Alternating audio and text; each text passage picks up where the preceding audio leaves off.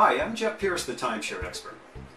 In video 6, I gave fixed week owners the best strategy for getting the most exchange power when depositing their weeks. I also talked about the major reason why so many timeshare owners wait to deposit their week, severely hurting their exchange power, and what to do about it. If you missed that video, make sure you go back and watch it to better understand this one. In this video, I'll be discussing how to go about depositing a week into RCI or II if you own a floating week or in a points-based timeshare. I found that there are two things that many floating week or points-based timeshare owners are confused about.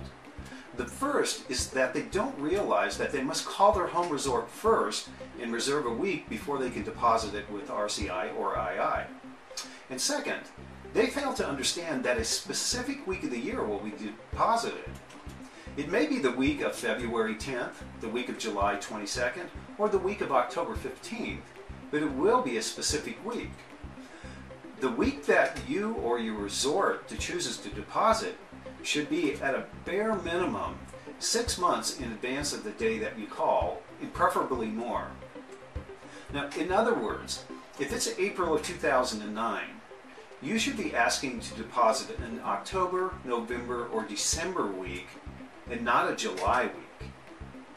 And if it's October of 2009, you should ask to deposit an April of 2010 or later week and not a February week.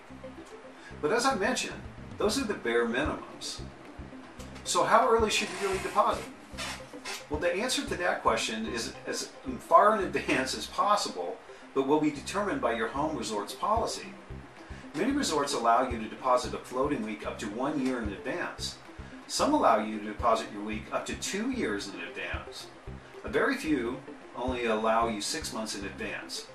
But remember from the last video, for every month over 6 months in advance you deposit your week, your trading power increases.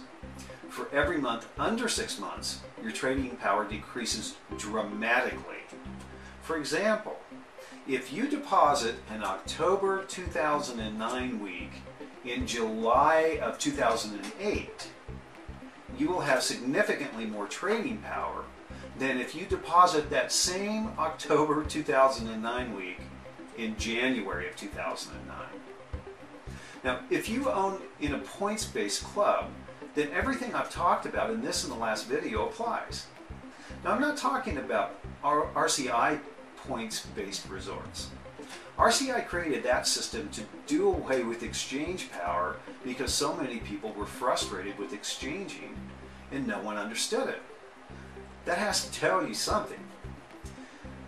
The points-based resorts that I'm referring to are clubs like Disney, Hyatt, Lawrence Welk, Diamond, and others, where you can use your points within their chain of resorts.